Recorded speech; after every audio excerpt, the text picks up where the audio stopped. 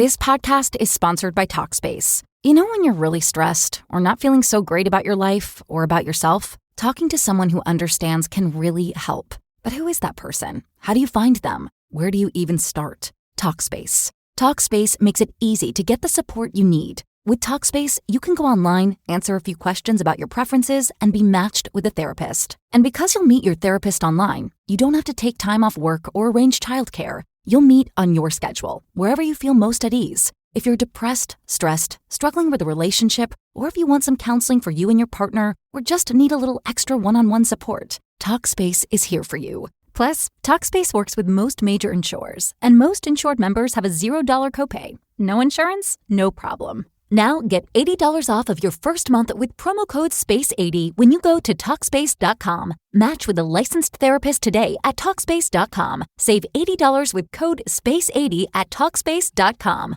Taxes was taxing. Now taxes is relaxing when you file for free. I can file for free? TurboTax Free Edition. Roughly 37% of filers qualify. Simple Form 1040 returns only. See if you qualify at TurboTax.com/free. I can file for free. Now this is taxes. File for free with TurboTax Free Edition and get your maximum refund. No schedules except for Earned Income Tax Credit, Child Tax Credit, and Student Loan Interest. See if you qualify at TurboTax.com/free. Welcome, welcome, welcome. This is Edna White, your host of Keeping It Real on Purpose. And I am so glad to have a special guest on our Author Insight he's the author of Why Is Sam So Sad, which I think is a great topic for this time of year for all of us, but especially if you know that I love children. And you guys know that. So I want to introduce none other than Dan Granger. He has coped with seasonal affective disorder every winter since he was a child growing up in Wisconsin. I think that's a challenging area, don't you think, guys? As a former teacher of 15 years and a certified reading specialist, he combines his professional experiences and his personal background to deliver an informative and inspiring children's book, Why Is Sam So Sad? Seasonal Affective Disorder and Depression for child's perspective. And I think I like this from a child's perspective. We often look over children, but welcome to the show, Dan. Thank you so much for having me. This is a pleasure. Yes, I'm so excited. When I received your the information about you, I was like, oh, we got to have this on because I have grandchildren that are affected by this kind of, this kind of change. And I often think about, children. I'm a childhood sexual abuse survivor, so I often think about children all the time, worrying about what they experience and are we talking about it. And you're the perfect person today to just talk about this subject. So tell us a little bit about who you are, more than I told them already, but just a little bit more. Sure. First off, I'm sorry to hear that. Congratulations for being a success story and being somebody that people can look up to, and that you've gone this far. You're the second person I've actually been interviewed with that was an interviewer that had gone through that. So it's really incredible what you did. So congratulations. I live in Wisconsin.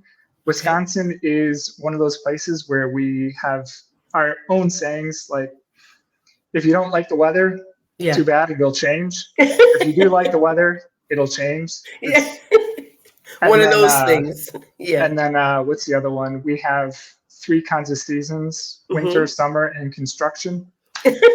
So in the Midwest, it gets really cold and it gets really dark.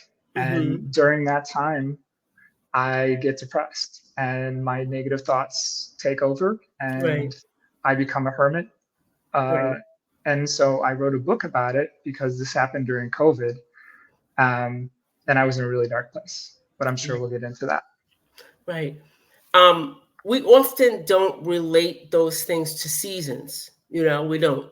And I know when I moved to China, I was like, I slept 24 hours when I got there, and the day had started over because whenever you leave from one area, when you get to China, it's a day before. So it threw me off. So I could just imagine like in an area where it's dark dark most of the time. Share with us, your experience of how it, when you felt it, how it felt transitioning into this.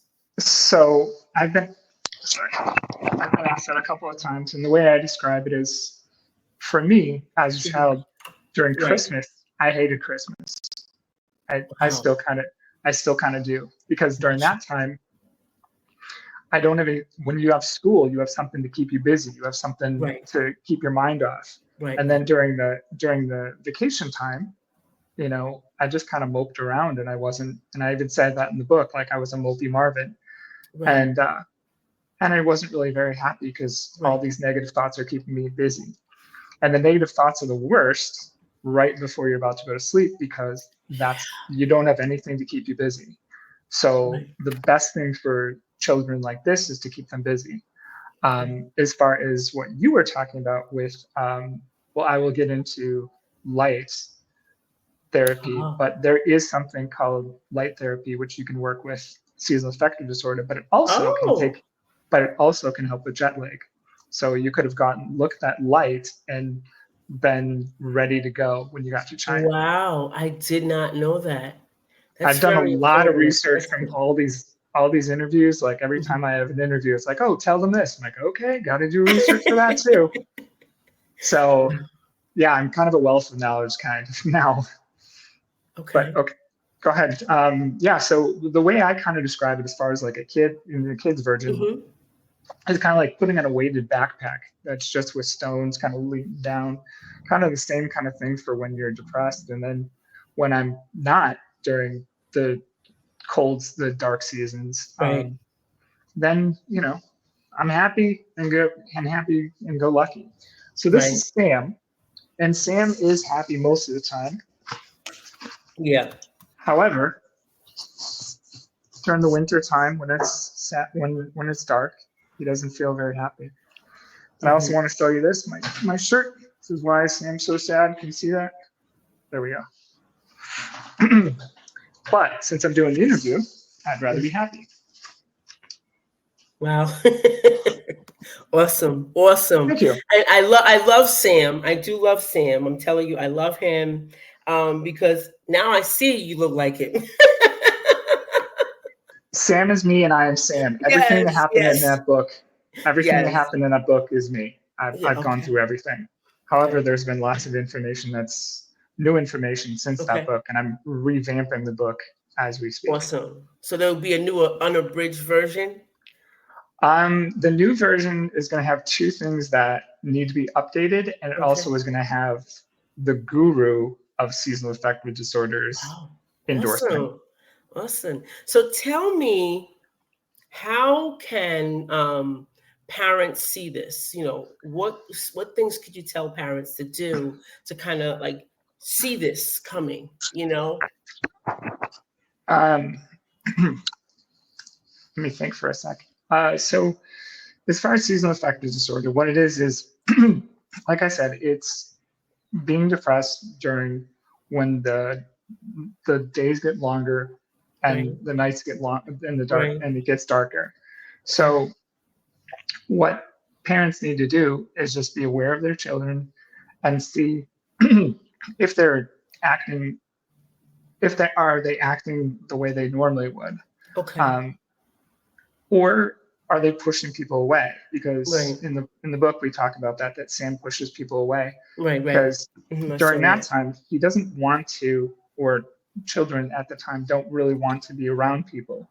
I know myself personally, I didn't want to be around people because I didn't want to be happy. And the other thing is I didn't want to bring them down by me being not happy. So I pushed people away. And that happens more often with like the teenagers. The people that get, the children that get sad the most are teenagers, and more importantly, girls. It's like 3 times more versus boys. Yeah. Wow. Because girls mature quicker than boys, and so they end up getting it kind of faster. Some of the things that happen is the way I like to describe it, and kind of the way that the guru, what's his name, Norman E. Rosenthal, who in 1985 coined the term seasonal affective disorder. And that was in the National Health Institute in Massachusetts, whatever is NIM, and that's like, oh, I don't know what happened there. So anyways, yeah. So the way I would describe a child going through seasonal affective disorder or just being sad is like hibernating. What would a bear do? A bear would sleep in, a bear would be away from people, a bear would overeat and just not be part of everybody. Okay. You know? You'd have to notice that. You'd have to really be keen to that. So that's not a teenager thing, That's the like thing. kind of hibernating, being away from people. Is that a teenage thing? Or, you know what I'm saying? You know how we relate that to being a teenager? I don't want to be with anybody. Is that a thing? Well, it's even more than just like necessarily you don't want to be with people. You stop going to social events. You stop going to parties. You stop being around your family. You try to just be away from everybody. Now, there are two kinds of sad, which there's the winter sad that's the more effective, and or not more effective. That's 5% of the population has seasonal affective disorder, the winter sad. And 3% of the population, like 10%, I can't remember right now, but they have summer sad. And summer sad is, instead of being depressed, it's anxiety, and instead of oversleeping, it's lack of sleep, so insomnia. Wow. So yeah, we have to pay attention, huh? That's really important. Ooh. But it's not nearly as common as the winter one. And as far as what can you do about seasonal affective disorder, the winter one is there's something called light therapy, and that's actually what Norman E. Rosenthal based upon. He talked about light therapy. And what you do is you have certain kinds of lights that their max is 1,000 lux, and that's kind of like the dawn of, if you look at the sky, like the dawn, like it's enough natural light that gets in your eyes. When I wrote the book initially, I thought that it was supposed to be that the light contacts the body, and then this created vitamin D. My mom always said, go outside, get some vitamin D. So as far as I knew, I go outside, I get some vitamin D. According to this, actually, what it is not necessarily the vitamin D that the seasonal affective disorder people are missing out on. They're missing out on, it's called basically resetting your biological clock. It's called the circadian rhythms. Yes, and that's something I need to change to my book. So this light looking in your eyes resets your biological clock. So what your body is kind of used to during the summer, your leggings still thinking is, okay, it's summer. Right. And the average person who doesn't have seasonal affective disorder switched over already. So there are no problems there. They're like, okay, well, it's colder, it's winter, it's darker, no big deal. And to the person dealing with seasonal affective disorder, they're thinking, okay, it still should be bright. Why is it not bright? This isn't good. Why is it not bright? And so there is light therapy, and you have, like I said, this 1,000 lux that you're supposed to, and put it next to you or whatever, as long as it gets in your eyes. And it's not even like shiny or anything. It just, you can sit by it.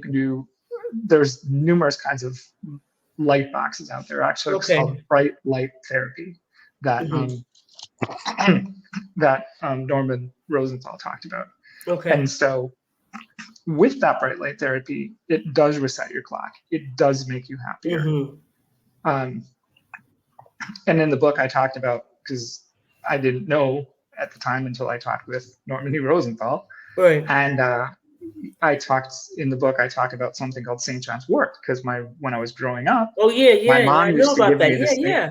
Yeah, she used to give me St. John's wort, which boosts your happy feeling. And that's actually what it says on the bottle. And so I'm like, okay, yeah, go for it.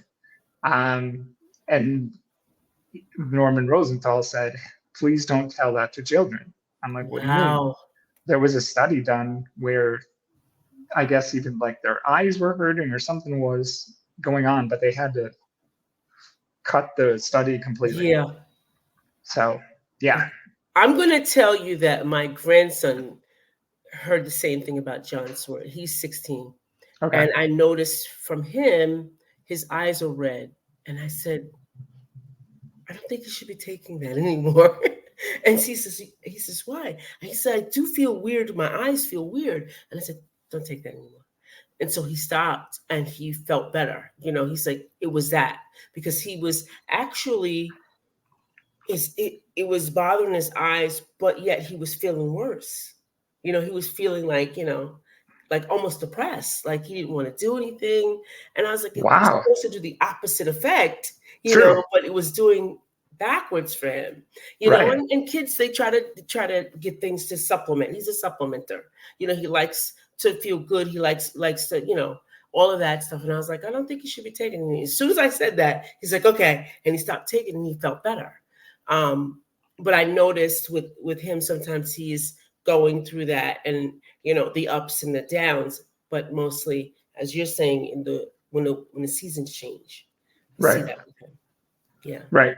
So basically for me, I just prepare for it. I know it's coming. I get out my lights. And there's also cognitive behavioral therapy, which is another benefit to, right. or another that they talk about, kind of preparing yourself, like, okay, it's going to be this. Right. In your mind, you prepare yourself. And it's kind of like the same thing with like being afraid of spiders. So little by little, you kind of increase that. You kind of increase that, the stimulus that you don't want. Right. And then you kind of go through that within the conversation or in the therapy, stuff like that. So yeah, I've heard of that. Yeah. That's good information.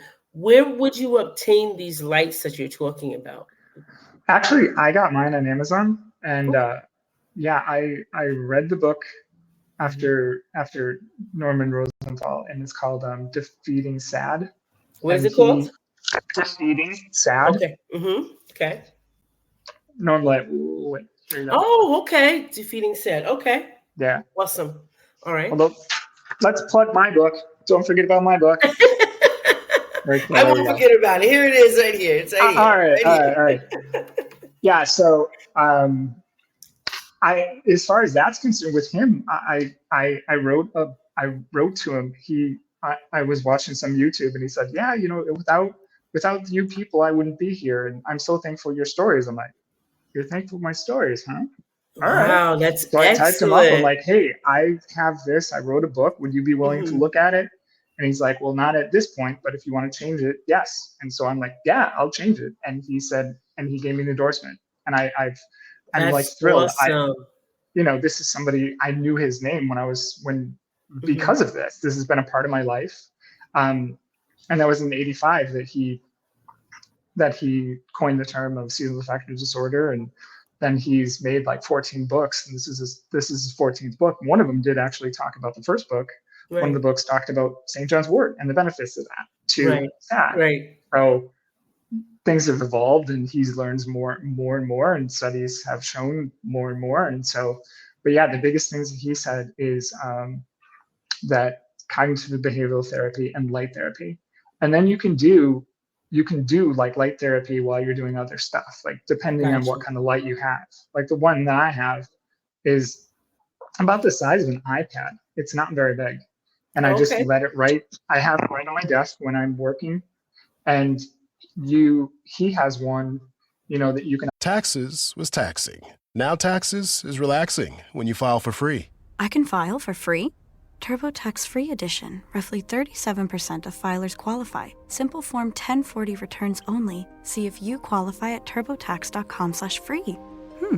I can file for free. Now this is taxes. File for free with TurboTax Free Edition and get your maximum refund. No schedules except for earned income tax credit, child tax credit, and student loan interest. See if you qualify at turbotax.com/free. Have an overhead light, and as long as light gets in your eyes, you'll be better off. And you want to keep it for, what would we say, about a half an hour a day. And you want to, depending on kind of light, you want to have it, what was it, like a foot and a half away, foot to a foot and a half away. And if you want to increase, if you're not feeling that you're getting enough, then you can increase the amount of light, the time. You can increase, you can get it closer to you. You can get a different kind of light. The light that I have actually changes the different colors. It's really cool. Oh, excellent. It goes from like blue and tan almost, and like bright white. But it's all still 1,000 lux, which is what you're supposed to have. Gotcha. So as a 15-year, teacher, former teacher, 15 years that you've been doing this, right? And I know it's with some special ed, right? Special ed children as well. Yes. So how would a teacher kind of like, understand or help kids that are suffering from SAD? Good question. I've researched that too. One of the coolest things I found while doing that is there's actually a toolkit that somebody created for seasonal affective disorder. Gotcha. The thing you want to do is basically have natural light near that individual who's suffering from it. You also want to keep a good eye on that person, just kind of make sure they're doing okay. If they push away, you'll know, and just kind of keep an eye, trying to figure out how things are going. As far as kids are concerned, when kids are going through, the younger kids are going through seasonal affective disorder, they have a hard time getting to sleep. Like if you're young kids, it's hard putting them down to sleep. Right. And then as far as, the teenagers would sleep in, they would overeat, possibly undereat. More so overeat was as far as the winter SAD is concerned, but it's both ways. As far as like a teacher, just like keep an eye on them. Whatever kind of therapy you possibly can do, if there's, making sure they get out for recess as much as possible. If there's special things that they like, if there's kind of scents and colors that bring them up, you want to have cheery colors nearby. Right. I mean, however that person deals with that, I don't know if necessarily, I can't really speak to that because that's with me. And I said it in the book that I pretty much stayed away from people. I didn't want people to know that I have this problem because I didn't want people to see me differently. Right. I didn't want people to either try to fix me or try to understand me and talk you out of it, right? Talk you out of it. Yeah. Like I say that in the book, like people, friends and family are like, I want to help you, but I don't get why you're doing that, why you're this way. Yeah. And the other one's like, this is nothing. You can figure this out. This is, this is get nothing. over it. Get it over with. Right. Come on, get over it. And, and it's not something you can get over. And that's the reason I wrote the book. The reason I wrote the book actually during COVID, I was working in a factory, and I was working 7 days a week, 14 hours a day. So therefore, I went to work before the sun rose, and I left work after the sun had already set. So I never saw the sun for those first 2 years. Wow. I was in a really dark place. And two things brought me out of it. One, my best friend needed a kidney. So I went on a kidney journey and went to numerous kinds of appointments at a hospital. My thinking was, where I plan to go, I'm not going to need this kidney anymore, so I can give it away. Right. And the other thing is, this book kind of was a calling to me. And it just said, I had a book that I was working on, and this book was like, no, I need to make this book. This book is one I need to do. And so while I was working, I would think of things and jot them down. And I have like tons of Post-its that would come home, like, okay, make sure you add this, make sure you add this, make sure you add this. And I'm not known for my writing. So the way that I wrote it was actually, I wrote it with clip art. I wrote my pictures kind of described what I wanted to do, and then I Right. put words to the clip art. And that's how I personally made it. I've never done this before. What am I writing a book for? Mm-hmm. But I needed to get this out, and that's kind of my story. Right. Cool. So in the book, you talk about chemical imbalance. Can SAD run in the family? Yes, it can. Okay. It's more likely that it's going to be from first generational. So it'd be more likely that it's your parents or siblings. It's not necessarily going to be your aunts or uncles and your grandparents. Okay. Gotcha. So we have a question from someone in the audience, and I didn't know we were live. So we're live. Hey, congratulations. My first question. So whoever you are, thank you. So the question is, how did you decide on the title and the cover of your design? That's the question. Great question. Yeah. So why is Sam so sad? So Sam, because I found out that there was more information about a girl, and so I'm like, okay, so Sam could be a boy or a girl's name. Okay. And so I'm like, okay, well, that's kind of how I'm going to go. That's so either Sam the guy or Sam Samantha.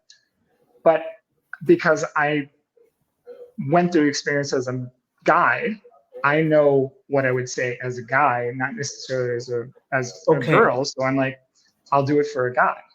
Why is Sam so sad? Sam and sad have the same three letters. So it started with sad. How can I find something that's a 3-letter word? And I didn't want to have Dan. And so that's kind of how I went with that. I hope that answered your question. Yes, it does. And I didn't even think about Sam being a versatile name. That's really great. That's a really, really great. That's exciting. Well, you just made my trick or treat, by the way. Anybody trick or treating?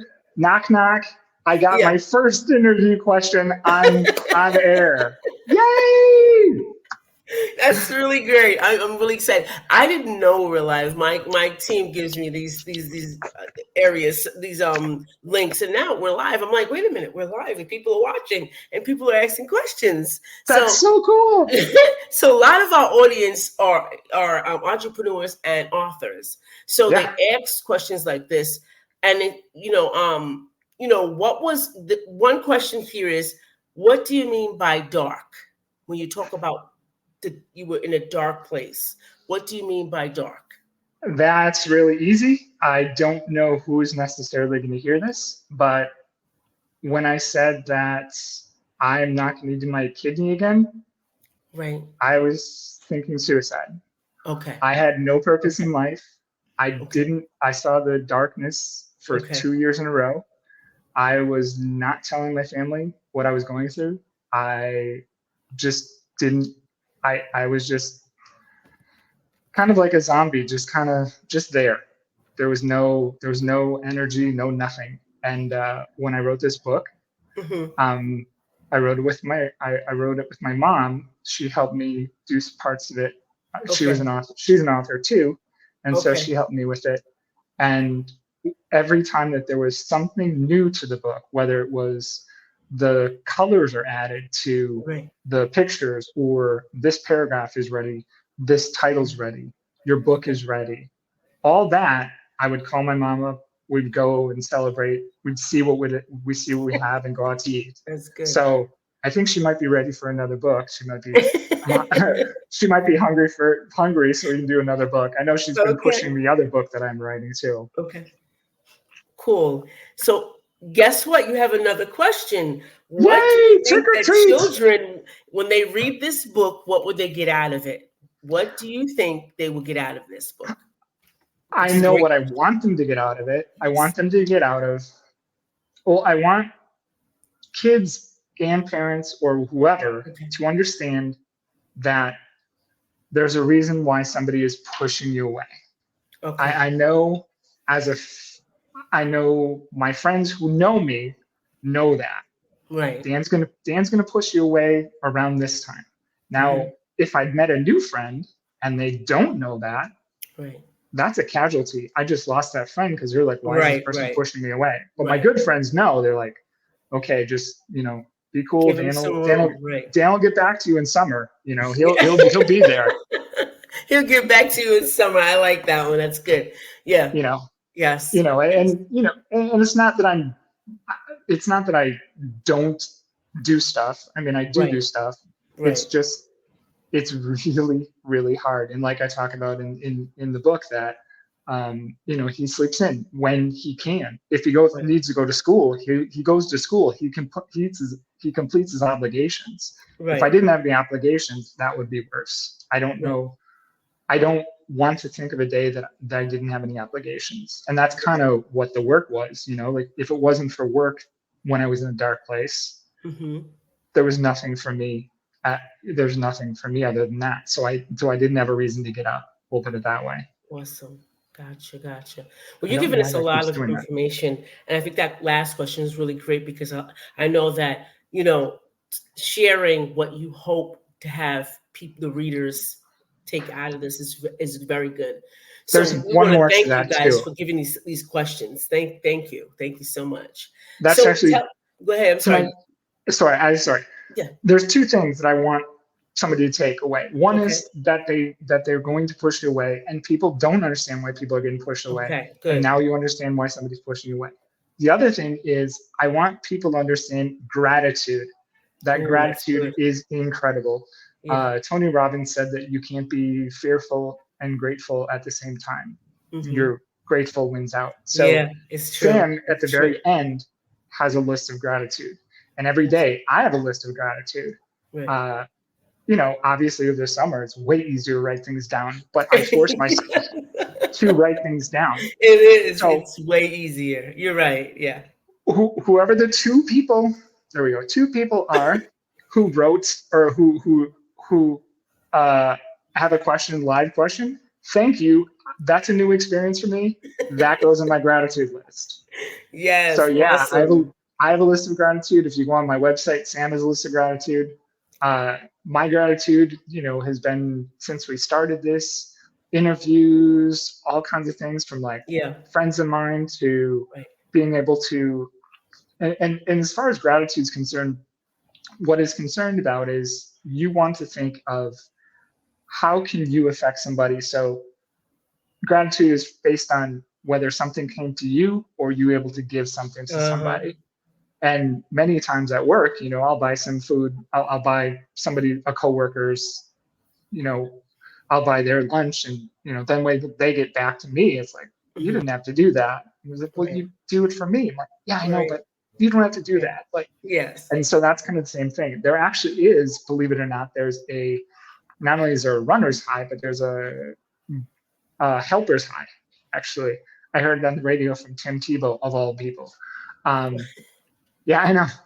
But yeah, you get this high from being able to help people and being able to, and gratitude is one of the very highest things you can possibly do. Yes. So if you think more gratitude, you'll be more happier and things like that. So I try to make sure that I'm thinking gratitude all the time, you know, and the other thing is, when you go to bed, to not go to bed thinking all the negatives, try to put good things in your head before you go to bed. Yes, because that's going to just marinate in your head for the time that you're sleeping, and you wake up and you're like, oh man, life stinks again.